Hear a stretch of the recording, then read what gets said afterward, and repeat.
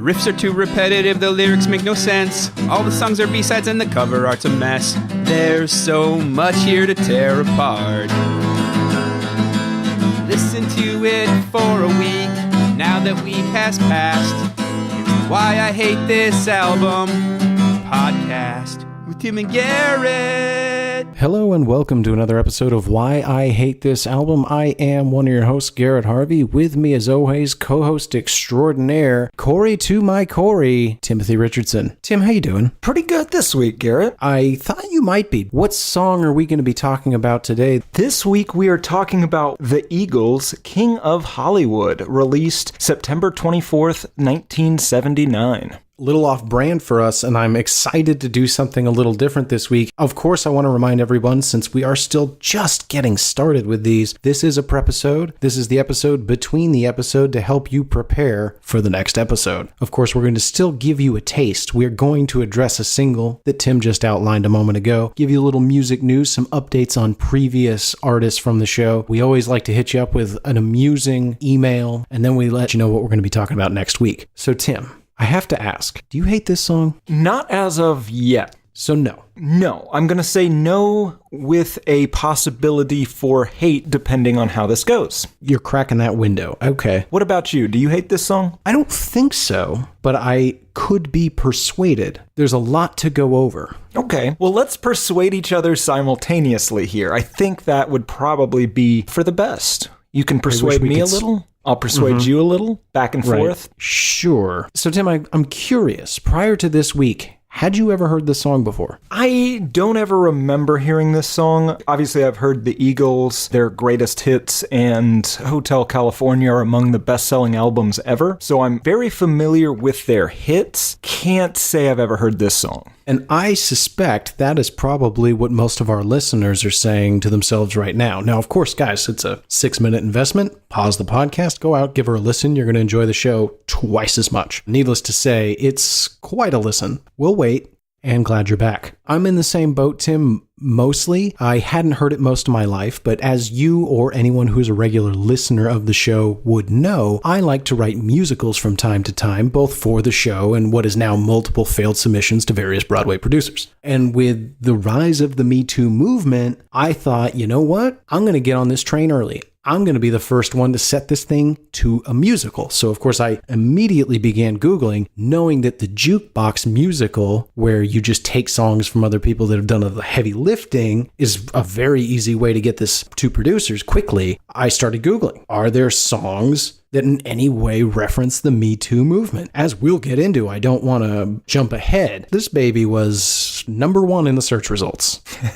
That makes sense. That's your history, that's my history, and that's probably most of the people listening to this show's history. But let's get to the history of the artist. Take us on a trip, Tim, a brief trip. How did the Eagles come to be? How did this song come to be? And of course, where are they at today? The Eagles were formed in Los Angeles in 1971 with Glenn Frey on guitar, Don Henley on drums, Bernie Leadon on guitar, and Randy Meisner on bass. Later, Joe Walsh would join them. They all kind of sing. And I'm only going to go into much detail about Frey and Henley since they are the co-writers of this song and they kind of split singing duties. Isn't it Fry? Is it? I'm pretty sure it's Fry. Glenn Frey? Oh. Yeah, right? I guess. Sure. I think it's Fry. Unclear. I'm sorry. Doesn't matter. Glenn. So Donald Hugh Henley was from a tiny Texas town. He started off playing football, but he was pretty little, so his coach told him to quit, and he joined the band instead. He was in a series of bands that got signed locally. The last one of those was Shiloh, and then ended up recording a few songs for Kenny Rogers. And then one of their band members died in a dirt bike accident. Right after that, they ended up getting signed and moving to Los Angeles, where they stayed at Kenny Rogers' house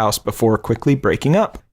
Henley met Glenn in Los Angeles. They were on the same label. They eventually got recruited to be the backup band for Linda Ronstadt's 1971 tour and became the Eagles after that. Glenn, for his part, he was from Michigan, played guitar and piano in 1960s Detroit with a few bands. Bob Seger helped Glenn get a management and recording contract. He was going to be in Bob's band, but his mom said no because he got caught smoking pot with Bob. What? Glenn went to LA and started making music on his own before doing the Linda Ronstadt thing. The other two members were from Ricky Nelson's band and the Flying Burrito Brothers. Oh. Yeah, okay. That's a good band. Listen to them. The Eagles were signed to David Geffen's Asylum Records, who they met through Jackson Browne, and the name came from doing a bunch of peyote in the Mojave Desert. They had a string of albums that grew in popularity from the early to mid-70s. The Eagles in 72, Desperado 73, On the Border in 74, One of Those Nights in 75, and then Hotel California in 1976. And then finally we get the album that spawned this song, The Long Run, in 1979, and this was their last album for quite some years. I mean, would you keep doing it? Who gives a shit? Fair enough. The album, The Long Run, though, it was originally intended to be a double album, but the band couldn't come up with enough songs, so they scrapped that idea. It took them 18 months to record this album, and they kind of barely scraped together 10 songs. According to Henley, the members of the band were completely burned out and physically, emotionally, spiritually, and creatively exhausted. Could have really used a Dr. Towel. And of course, if anyone's confused, go back and listen to our Metallica Saint Anger episode, which features some heavy commentary about the documentary Some Kind of Monster, which details, and I highly recommend anybody go watch this movie, especially if you're going to listen to the episode. We get pretty deep. It's kind of a companion piece.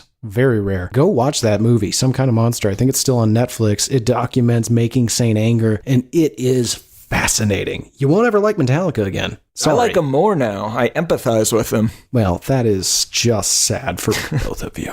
Do you think of the Eagles as classic rock? They get lumped in with classic rock, and I think it is a huge misnomer. Based on the time period and the general style of music that they're playing, they're on classic rock radio. But no, I mean, the term for it is easy listening. Yeah, dad rock. Yeah, it's Neil Young without the edge. Or possibly talent. Now, they're very talented people. Yeah, individually they are. It's just they come together, and it just kind of strikes me wrong. They're a band that is loved and hated in approximately equal measures. I wouldn't tell you to love or hate the Eagles, but the only thing I think we should say is it is not valid to dislike the Eagles simply because the dude told you to. Yeah, that's tough. That's worse than loving the Eagles. I'm glad you said it. I hope most of our listeners already knew. It did become fashionable to dislike the Eagles, and that's no reason to hate a band. Hate them because you hate them. And listen, it's the Eagles. That shouldn't be that hard. Other than that, there's not too much. The album that this song came off of got mixed reviews, but it sold really well. It won them a Grammy in 1980. And then they basically take a hiatus. Don Henley has a solo career. They would do a couple of reunion tours in the 1990s to the present day. All right, Tim. That brings me... I'm so excited. Can we talk about this song? Yeah, let's pause here and play a little bit of it.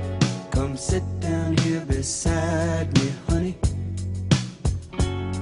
Let's have a little heart to heart. We should talk first about the music, because I think we're going to have a lot less to say about that. Oh, quite a bit less. Think I have almost nothing to say about this music. It's very generic. This really defines late 70s Eagles. Mm-hmm. It sounds like they are kind of following the Hotel California or Desperado template to try and get another hit. It's kind of boring. It sounds like the kind of music you would play in a shopping mall or possibly a restroom so that you don't have utter silence. It is music that has been made to be not listened to.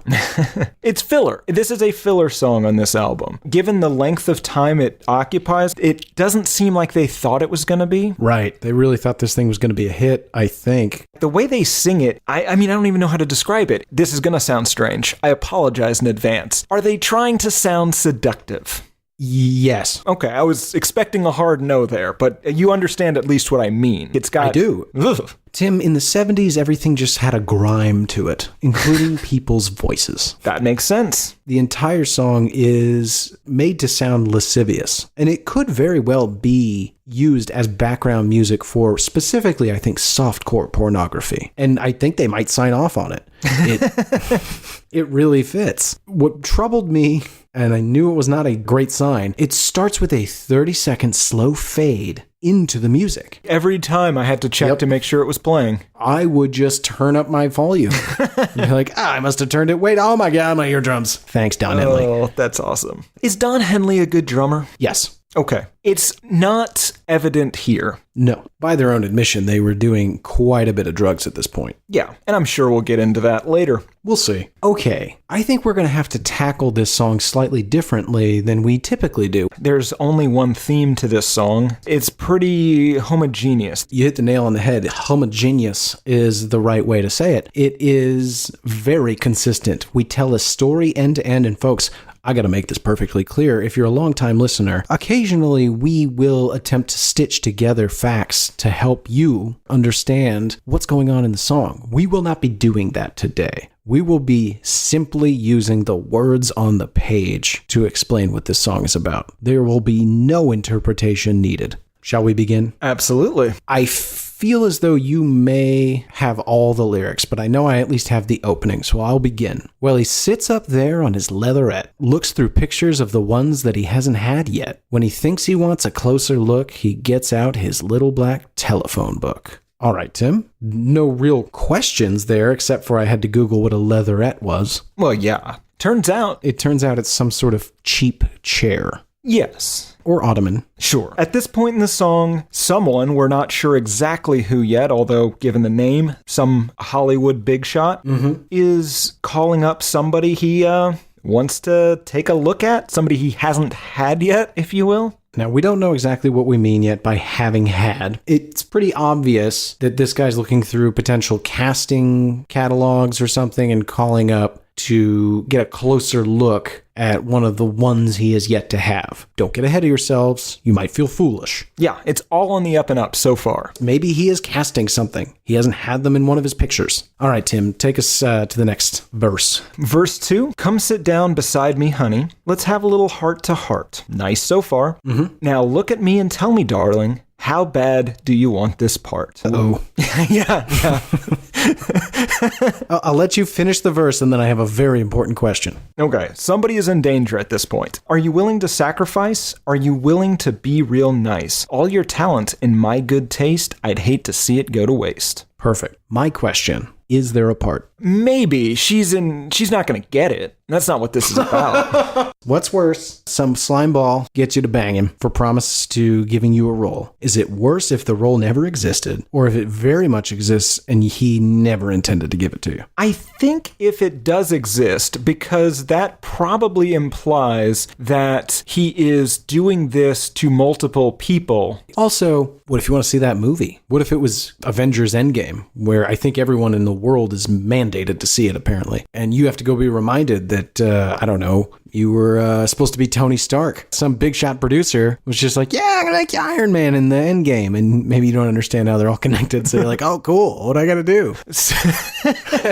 They have no idea that it's Robert Downey Jr. and that it's been going on for a decade. I love the idea that you have seen all these movies and that somebody is tricking you, is saying, oh no, we're recasting for Endgame. Don't worry. The last one. Moving on here. We gonna get you an apartment, honey. We gonna get you a car. Yeah, we're gonna take care of you, darling. We gonna make you a movie star. Tim, I'm sorry, I have to go back. What does he mean by are you willing to sacrifice? Maybe sacrifice is a metaphor here, so she is sacrificing her virtue to this Harvey Weinstein type fella. Okay, let's assume you're in a position of power and you're using it to...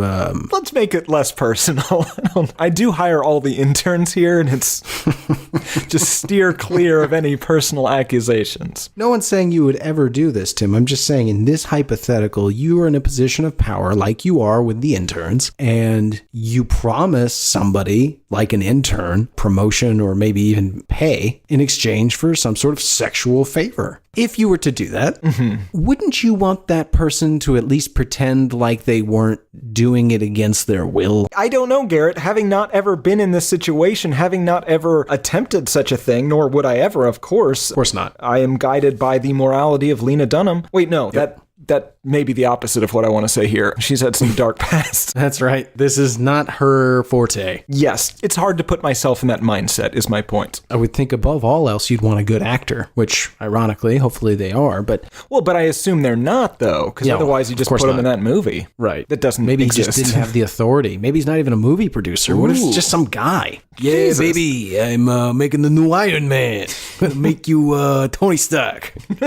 Jesus Christ. Okay, mister. Oh, we apologize to everyone we are offending here. With what? Well, how is that offensive? Your cavalier attitude towards sexual assault, Garrett. It's not my attitude. It's that guy. Let's call him... Gino.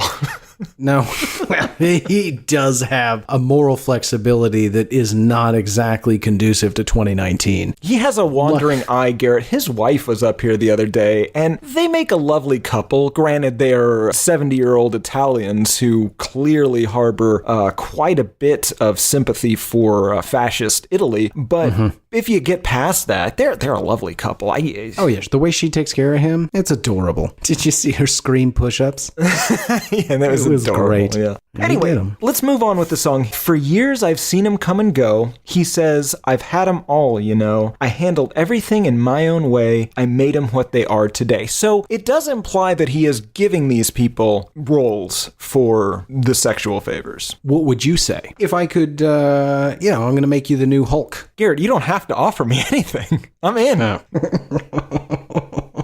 Truth comes out. I would like the part in your movie, but we can completely divorce it from our other thing that we're doing there now. Is no movie. So how does the song continue? We get a guitar solo, a very slow, kind of plodding guitar solo. Yeah, this is where we go full softcore porn music. Why does this exist? It was the late 70s, Garrett. Gotta have something to bang to.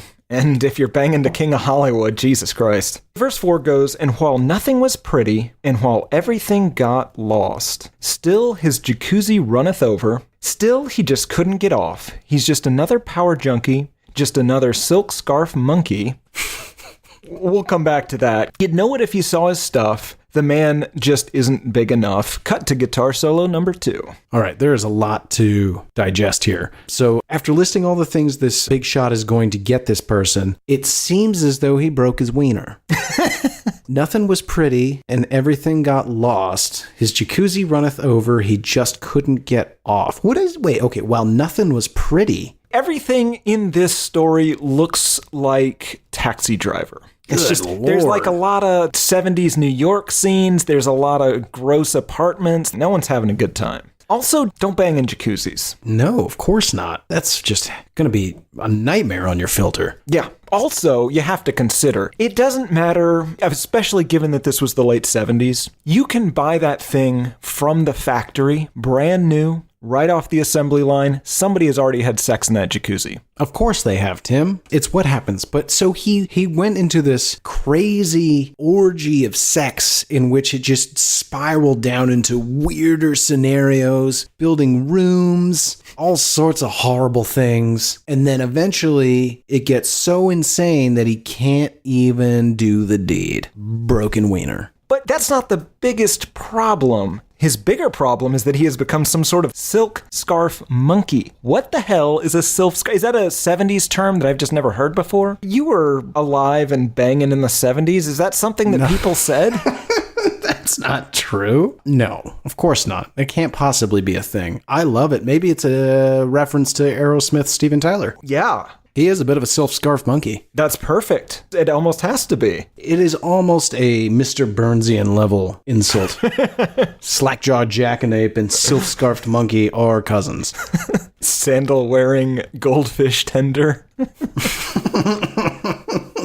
So that is the entirety of the lyrics of this song. So what's the story here, Tim? This is kind of fascinating. This song came out in what, 1978? 79. Agree to disagree. And here we are in 2018, 17 maybe, 18, 19. It's unclear what year it is. No, I mean starting in about 2017, 2018, begins that Me Too movement where here we were some 30 some odd years ago. It was all right there on the page. He was warning us. Don Henley was warning us that people were being taken advantage of, and what did we do about it? That's the main question of whether or not I hate this song. Is he condemning this behavior? Is he warning us of this? Well, hold on. Let me say unequivocally, based on the information I know, This man is warning us. This is a call for help. There's nothing in this song, especially even the way it is sung with some amount of venom in his voice, disdain for the character of this song. Sure. And I did read, Tim, that this could have been influenced after he himself had been promised a part and then it went to somebody else. Now, they didn't say whether or not he had to have sexual intercourse with a producer in order to get that part.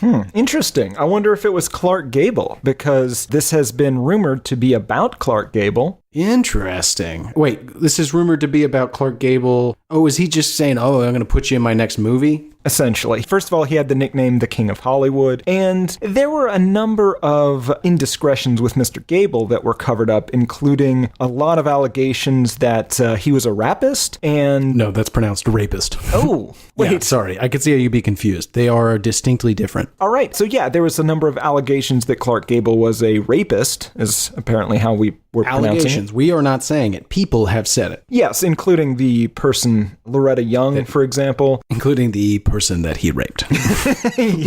Yes. Maybe it was just a general calling out the culture of Hollywood at that time. It seems so, and yet... I can't even disguise it. There is more to the story, is there not? There's a little more to this story. So it turns out 14 months after this song was officially released, there was a phone call placed from Don Henley's house to the paramedics, and they found a naked 16-year-old girl who said she had overdosed on cocaine and quaaludes. Naturally, she was arrested for prostitution. As you do. Further searching his house, they found a naked 15-year-old girl who was arrested for drug possession. In Don Henley's house. Yes. That's how that works. Yes. So Henley was arrested as well. However, I would imagine. He was charged with contributing to the delinquency of a minor and possession of marijuana, cocaine, and quaaludes, notably not being a rapist. And he was fined $2,500 and put on probation. Wow, I'm sorry, what? He was fined $2,500 and put on probation. Before going to jail, though, right? You'd think so. He was fined and put on probation for something that the victims in the case were arrested for and put in jail. His previous girl and bond girl, Lois Childs, said that she was shocked to hear about the allegations, but thought it must have been a mistake on the part of the authorities, saying he didn't keep drugs at that point. And then she followed that up with, but I'm clearly missing the point. The drugs are probably not the issue everyone is concerned about. He banged children. That's the problem. The banging of children. Allegedly. Right. Allegedly. Just nude children in your home. Yeah, it is at best suspicious and probably illegal in and of itself. Not probably. The story doesn't stop there. Can it? It should. So these girls were runaways, and so it's not entirely clear what happened to them, although there is some evidence that the 16-year-old was found dead within a year. Now, Donald... That's a coincidence. Absolutely. This is somebody that will randomly go over to Don Henley's house. In 1982, Don would go on to write a song called Dirty Laundry about the incident, sort of. It was about how TV news coverage is too negative and sensationalistic and how they kind of get up in everyone's business and make it harder to bang children or at least keep nude children in your home. On drugs. It's important to remember the nude children that weren't his were also on illegal drugs. And not just playful drugs. Yes. These are quaaludes, dude. You don't give quaaludes to children. I don't know if there's any warnings on a quaalude bottle. None whatsoever. But this is 1980. If there were, I bet it would say, don't give these to children. At least have some cocaine handy in case you give too much to the naked children. That's a separate bottle. Yeah. Don't have naked children. I don't know what bottle that would be, though. That's the common decency bottle. Right. Fresh out at Henley's. Yeah. Dirty Laundry would go on to be covered by Lisa Marie Presley and Nickelback. Fun fact there. I'll tell you what, Tim, that was a bummer to learn about because that was my favorite Don Henley song. Really? Yeah. I know every word of that song. So, Tim, we got to talk about this song because it turns out Mr. Henley might not have the purest of intentions. Was this all written as either some sort of fantasy role-playing or envious of the big-time Hollywood producer and their magazine of young women. It's impossible to separate these two incidents, clearly. It's possible that he's bragging about something, just, yeah, we'll have you as a backup singer, we'll take you on tour. Maybe he's just changing the details a little bit so he's not immediately incriminated. It was fun to hear this song and then learn those facts, because Yes. I truly did just have the journey we tried to take our listener on. You couldn't feel like you know this song better than you do, because it is so straightforward, and then you learn this lascivious history of Mr. Henley, and you're like, well, maybe it was him and he's a super into it. Yes. Given the history we now know, it seems like this is him talking about a party he went to, hanging out with his buddy, and what they got up to. It changes this from a condemnation of this behavior to just being like, yeah, man, it's what we're up to. This is a thing you can do in the 1970s, and no one gets mad Cosby about defense. it. That's the song. A little bit different this week. I don't know what to make of it. It's very odd. I don't know why you would do this. He's a real silk-scarf monkey.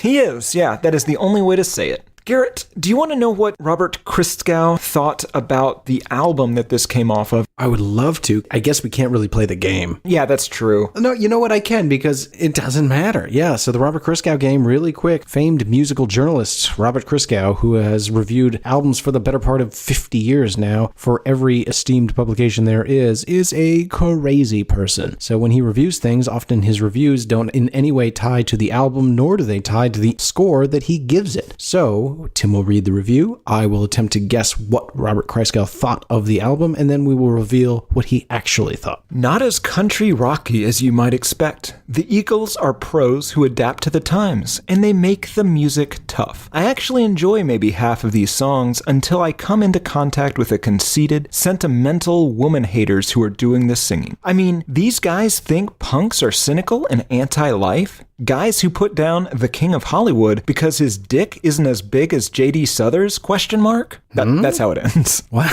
A-. C+.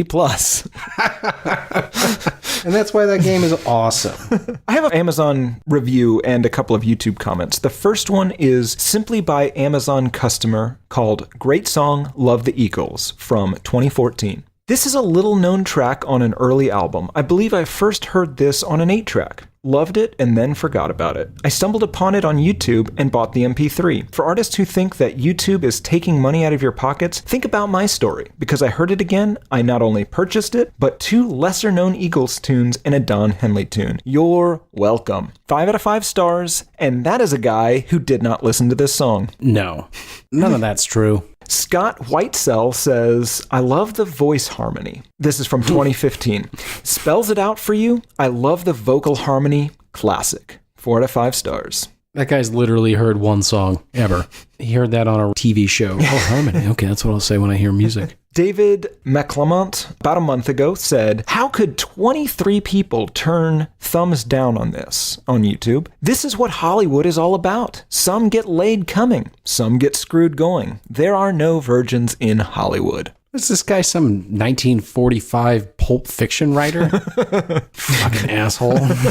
Eric Von Mulder, 7 months ago, said, that's why Henley never got along with these execs and was a pain in the ass with them. He knew the story. He lived the story, Garrett. I guess so. Wonder what he had to do. Sacrifice did he make? I don't want to know. I don't want to know any more about Don Henley ever. I can't imagine it gets better from here. Probably not. Weird reviews, Tim. Weird reviews. How did this do? The album that the song is released on, The Long Run, hit number 1 on the Billboard's charts and the Swedish Sverigetopp-listen, but it only made it to number 3 on the Dutch mega charts. The album sold over 8 million copies in the US. A ton of people have heard this. No one seems to be enraged about it. I think they just all forgot it. And in their defense, a lot of the Eagles just kind of blends together. Well, Garrett, the Eagles are the 18th best-selling band of all time. They have sold 149.5 million albums, and that is a certified number worldwide, over 120 million of those in the US. They are just slightly behind Troil sales. They are number 75 on the Rolling Stones' greatest artists of all time. Their greatest hits album is the best-selling album in history, with over 38 million albums sold. In 2007, 28 years after this album came out, they released a studio album that hit number 1 on the Billboard charts. What the hell? The least offensive thing we can say with the most amount of certainty is that he, at the very least, has a small zoo of nude, drugged-up children. Jesus Christ. Did. At one time, Don Henley kept nude children in his home on drugs. You know, the song can't be about him. I'm just thinking about this now. It can't, because he's singing about a guy who, as you said, his dick is broken. And that incident was 14 months after this song came out. Presumably at that time, Don Henley's dick wasn't broken. Well, it's a pretty weird scenario. Fair enough. All right, Tim. Do you hate this song? Yes, I do. This is offensive. If you played me this song and was just like, yeah, this is the newest Eagles song, it's about Harvey Weinstein. Sure. Yeah, okay. I'm kind of on board with this song. But it's not. That is not what this song is. It is very possibly a description of a thing Don Henley did, allegedly. Wow. What about you? Do you hate this? I don't think so. Still on board. I love it. Good God. And I in no way support or endorse the activities of one Don Henley, but the song is so odd. I think everyone should hear it. I think everyone should hear it too, but I don't know that we're saying that for the same reasons. When you say odd, do you mean arousing? No. Garrett? No. Garrett? No. I'm going to edit in a yes. Oh, I'd be scared if I thought you knew how to. Oh, God. All right. Good stuff. That brings us to one of my favorite segments, Tim, Listener Mail. That's where Tim and I each pick a listener contribution and read it here on the show, where they either ask insightful questions or have great theories, or most importantly, it just makes us laugh and we think it'll make you guys laugh too. Tim and I have each picked one. Tim, would you like to go first or would you like me to? You can. All right, happy to kick things off. This email comes from someone named Matthew. Matthew writes, Dear Gordon Tim Ebersley, he's been listening, and Garrett, I love the show. I recently went down a Marilyn Manson rabbit hole to satiate my 16-year-old nostalgia and came upon a response to your idea for Simply Hugh. Manson's 2007 album, Eat Me, Drink Me. Lyrically, it's about a sad, washed-up musician still trying to stay relevant as a sad sack lovelorn crooner, with songs like If I Was Your Vampire and Just a Car Crash Away. But there's a kicker. KMFDM, a German industrial band, I think, right? No idea. All right, KMFDM guitarist Tim Skold plays all the guitar parts on the record and makes it full of almost power ballad-like solos and sounds. God damn. See, this is the problem. I have to support this because that's a fellow Tim. Even when they're German? Especially when they're German. What? Those are the Tims that need our support the most. Agree to disagree. He continues, altogether, it's if Neil Diamond put on makeup and exclusively black clothing and sang about how sad he was that his burlesque dancing wife left him because he cheated on her with a young actress. Speaking of young actresses, there's a video for a song called Heart-Shaped Glasses, When the Hand Guides the Heart, wherein he and Evan Rachel Wood stage bone in a car that crashes or something. It's also it's also chock full lyrically of Lolita and Daddy Play references. So yeah, that's my info for you guys. And then he asked us to plug his Instagram page at Alex and His Vinyl, ALEXANDHIS Vinyl. Alex and His Vinyl, thank you. Oh, he does sign off though, Tim, with the email with, keep it up, it's gonna get sinister in the bridge. I don't recall what episode that was, but you did imply that it gets sinister in the bridge. I was going to say that was yours, but maybe it was me. It doesn't really matter. The point is it does. Stay away from that bridge. All right, Tim, who do you have? I have something from Brandon, and this is titled Daddy Report. As a young gay man, I gotta say, it's not Wait, Tim, I just gotta stop you right there. That just sounded right. But go ahead. Sorry, I didn't mean to derail you. Start over. Daddy Report. As a young gay man, I got to say, it's not too strange to hear daddy in a sexual context, so I switched it up and decided on every hookup that I would say mommy during fellatio. This is the data I collected out of 9 hookups. During 4, I got a strange look and they continued. 3 partners called me daddy. 1 told me to stop saying that, and 1 absolute unit said, mommy's boy has been good and deserves it. I promptly kicked him out of my apartment and have stopped this experiment. Thanks for the laughs and the emotional scarring. P.S. One partner was a cowboy, but he did not react when I started sending him pictures of samurai. Is the samurai-cowboy feud Texas-specific, or did I sleep with an imposter? Possible Manchurian Candidate conspiracy. A lot of great stuff in there. There's a ton of stuff in there. I urge you not to stop that experiment. That's very funny, although it does seem like it might be getting dangerous with this mommy's boy. I did respond to him, but just to let our listeners know, the samurai-cowboy war is an ancient and global conflict with its roots in feudal Japan and the founding of the Old West. There was a lot of Asian immigration to California during the gold rush, but since then it's become a global, albeit kind of secret war. It is possible that this is not a true cowboy. There are many imposters out there. Not being on guard at a samurai reference definitely hints at that. He did respond to me, and apparently this cowboy, quote-unquote cowboy, drove a PT Cruiser. Oh, that's not a cowboy. Yeah, that's not a cowboy. Yeah, I don't know a ton about cowboys. I definitely don't know anything about your weird pseudo-cowboy cult thing you've got going on with that group of gentlemen, but I know that neither party would ever allow someone driving around in a PT Cruiser to call themselves openly a cowboy. Not even to pass unnoticed under the samurai nose. Even in that scenario, you're not driving a PT Cruiser. Tim, I again have to seriously question this historic feud that you seem to think exists between cowboys and samurais. Question it all you want. Oh, I am and do. And I would ask you to defend it, but I just can't stand it when you do. That is an amazing email, though. Up your daddy game, other people. Yeah. I mean, our other listeners, their daddy game is not even close. And I want to get more public daddies. I mean, that guy, he's doing the real heavy lifting. He's doing the Lord's work, Tim. Getting that daddy info. If you can manage to get interviewed on the news, not for anything horrific, but if you can manage to get interviewed on the news and sneak in a couple of daddies on live TV and then send us that video, I don't know how to post it, but we'll figure it out. But I will. Yeah, Garrett will. That's how I figure things out, Garrett, is I make you do it. Yes, I've noticed. Yeah, please do. Get those daddies out there, public daddies. Call your waitress, call your boyfriend, call your sister daddy. It's hilarious. Call your mommy daddy. Didn't someone do that? I don't think so. God, I don't know. It's all fun and games, sure, but at the same time, this is serious scientific research. We are conducting a study. We want to understand, most specifically, this all began by trying to trace what is the lineage, if any, of people actively using the word daddy in a sexual or romantic setting. That's where we want it. That's where it started, and that's the most important data. But as this study grows, as you help us to get better, we gather more data, and we want to get those daddies everywhere. We want to understand what happens when you call your daddy daddy. If I called my daddy daddy, no, please don't. Just could you imagine if I called my father daddy? It would be a flurry of fists and mustaches, and both of which would seek to destroy. Oh, I think he would just be suspicious. I don't think it would stop at suspicion. It would start with suspicion for sure and end with a mustache.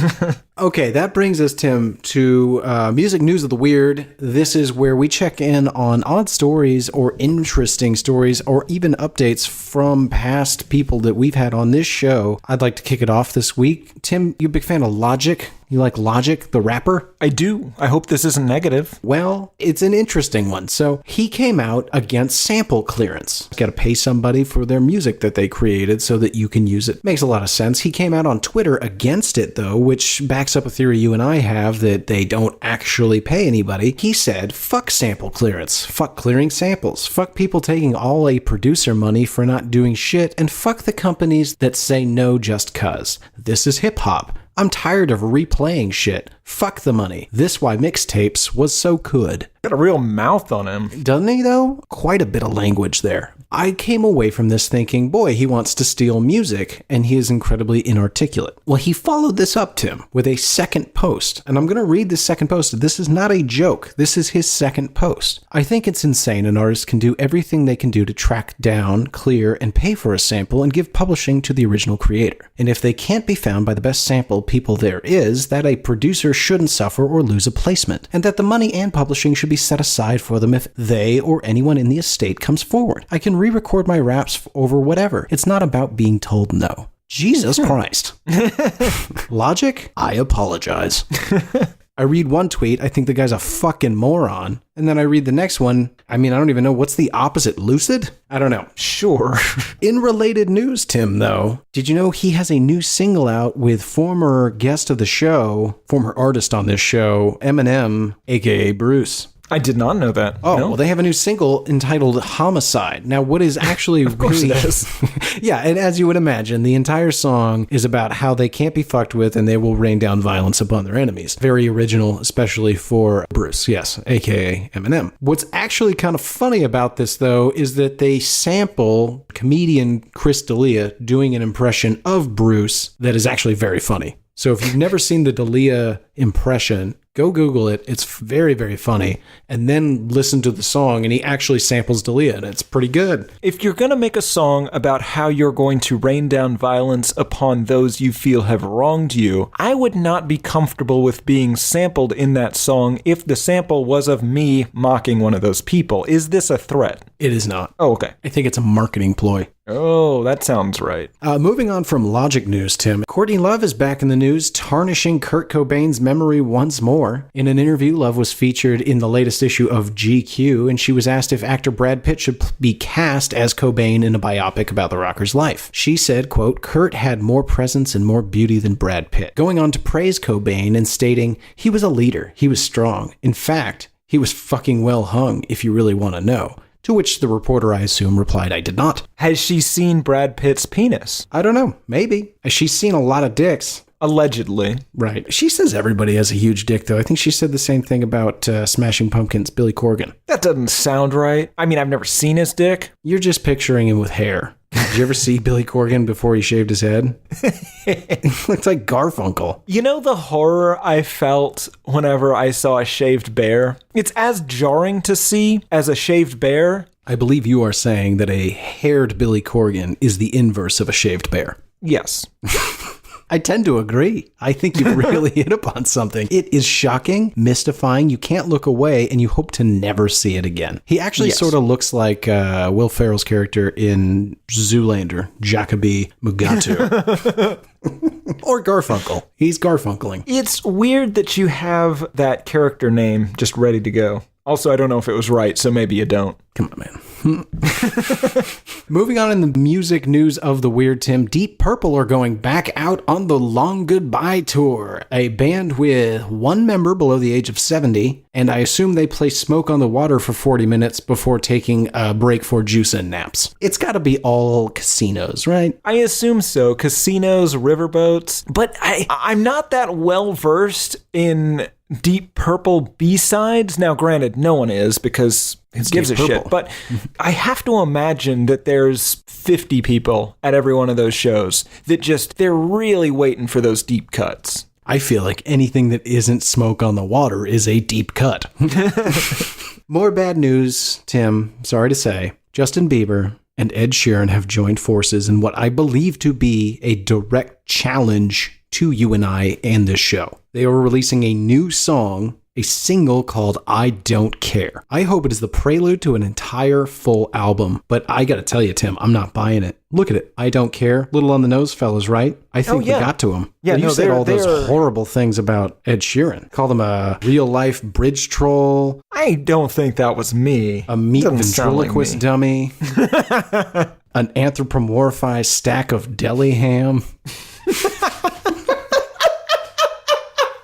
Just because he looks like a leather Muppet is no reason to make fun of the man. I think we got to him. I think that they're challenging us, and we will accept this challenge. This will appear on our show. Wrapping it up, Tim, couple other big news items. 6ix9ine, still in the news, of course, as he continues to plead down his charges from a mandatory 48-year sentence as he rats out his former friends and colleagues. His girlfriend, Jade, is showing solidarity with her man. Did you see her new tattoo, Tim? Is it a 6ix9ine? It is of 6ix9ine. Did you see it? No, I didn't. Oh, well, it's very tasteful. It's no more than 5.5 to 7 inches directly above her left breast, where, or the classiest part to get a tattoo for sure. Classiest part of the human body. To put another face. Oh, God. it's his face. I was asking if it was the number 6'9". Oh, she did that already. Whoa. She got a Roger Stone. Right. Which one's worse? Well, Garrett, a Richard Nixon tattoo is classy. You can always say that one was meant ironically. I mean, or you can't. could just say you're an international trade enthusiast. That's true. I love the opening of China to the rest of the world. Change the entire economic landscape for the globe. Can't hate that. The sleeping dragon waits. All right, Tim, couple more items. Blink-182 is headed back out on tour, and if that wasn't enough to entice you out of your home, he'll be joined on a co-headlining tour with Lil Wayne. Yeah, I saw this. Who is this for? And it's for people that whenever you ask them what they're into, they say, give you a generic, music. Like music. What kind of music? Yeah, just all kinds. Seeing something like this would make me say neither Blink-182 nor Lil Wayne could sell out an amphitheater anymore. But that's not true. No, definitely not. So why would you have your earnings? Maybe they're working on some sort of collaboration album. We can only hope. In my last News of the Weird this week, Tim, I've saved the best for last. Set your DVRs. May 17th, Slipknot will be performing on Jimmy Kimmel Live. And it is rumored, Tim, people are saying, I am not saying this, people are saying they will be debuting their new masks. Ooh. There is no word so far as to whether or not they will be debuting a new jarred crow.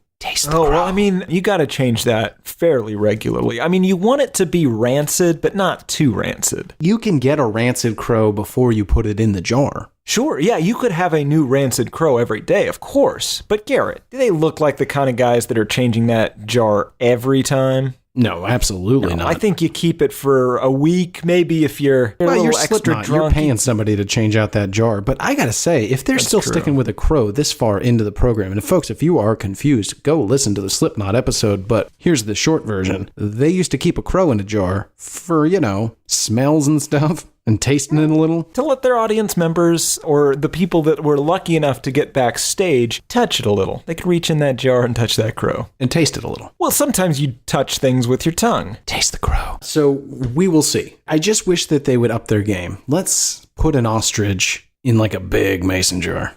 Or a small one. Cram that thing in there. Tim, do you have any new music news of the weird? I do. I have one sent to us by Dwayne Benton. Moby. Remember Moby? Of course, I remember Moby. Yeah. He either just released or is about to release a memoir. It has some interesting post 9/11 information in it.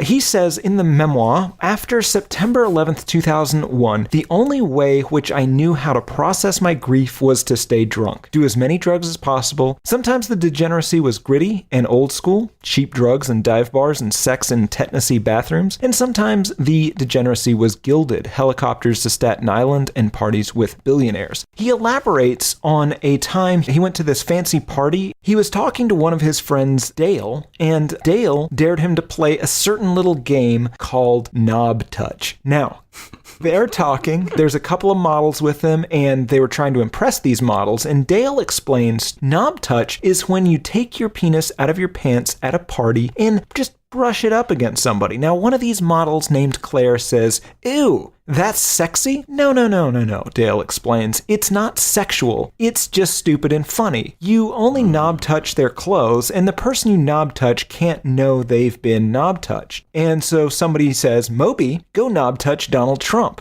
Donald Trump's here, I guess, if you don't know that. He's at this party. Moby says, shit. And I realized I had to now knob touch Donald Trump. So he takes a shot of vodka and then pulls his flaccid penis out of his pants and casually walks past Trump, brushing the edge of his penis on Donald Trump's jacket. And that is how Moby got chlamydia. Yep. The moral of this story is that Mobance rubbed his dick on Donald Trump without Donald Trump's knowledge to help him get over 9/11, and then Donald Trump became president. Is that a coincidence? Probably. Yeah, I was ready to take the journey, but you're probably right. That is an amazing story. Last one here, Woodstock 50, featuring many Why I Hate This album artists past and future, including Portugal the Man, Halsey, Imagine Dragons, May or May Not Happen. Many of the financial backers, the main financial backer, and the production company have backed out and announced that the festival was canceled, although Michael Lang, co-founder of Woodstock and co-producer, swears it will go on as planned, although they have yet to secure financing, a second production company, or the necessary permits to have the festival. He was quoted as saying, "Problems are just things to be solved. We'll see." No, that's not happening. I would be shocked if this happens. Great. Good music news of the weird. That takes us to the best part of this episode. That's where we announce what album are we going to be talking about next week. And Tim, I give you the honors. What is next week's album? For the next week, we will be listening to Pink's second album, Misunderstood, released November 20th, 2001.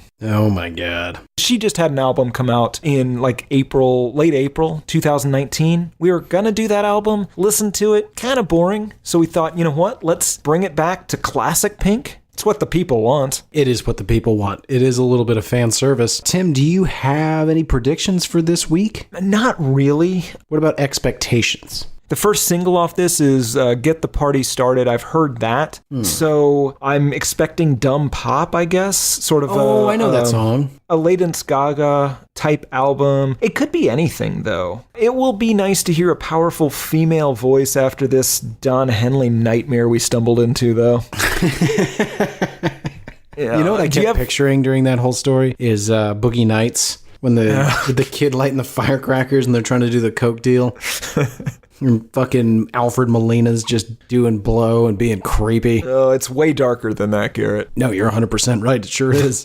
Do you have any expectations for the Pink? I don't really. I expect it to be inspiring. I better feel empowered and confident to be myself by the end of it. I expect that to I'm happen. going to be really upset if I know all the words somehow. Because I didn't think I knew anything. And then you listed a song and I immediately knew it. So I am very concerned that I know this whole album, but I don't know how that would have happened. Well, you're at 100% so far, so... Yeah, that's a horrible way to look at it. Okay, Tim, I am looking forward to this week. I don't think it will be a slog. It's no The Fray. I think that's going to do it for us for this Prepisode. As always, folks, reach out. Go to hatepod.com, click on Contact Us in the upper left-hand corner. Let us know what you like, what you don't like. Fun theories. You've heard the kind of listener mail that we read on the show. We want to hear from you. We want to feature you. You guys ask great questions. You have hilarious stories. Write in. We'll write back. If you don't want to go to the website, you can also reach out to us at hatepodmail@gmail.com, or you can hit us up on Instagram at hatepod, or you can hit us up on Twitter at albumhatepod. You can even go to facebook.com/hatepod. You can even go to YouTube. I don't remember what it is, just find it. For Why I Hate This Album, I have been one of your hosts, Garrett Harvey. I have been the other, Gordon Eversole. The riffs are too repetitive, the lyrics make no sense. All the songs are B-sides and the cover art's a mess. There's so much here to tear apart. Listen to it for a week, now that we has passed. It's Why I Hate This Album podcast with Tim and Garrett.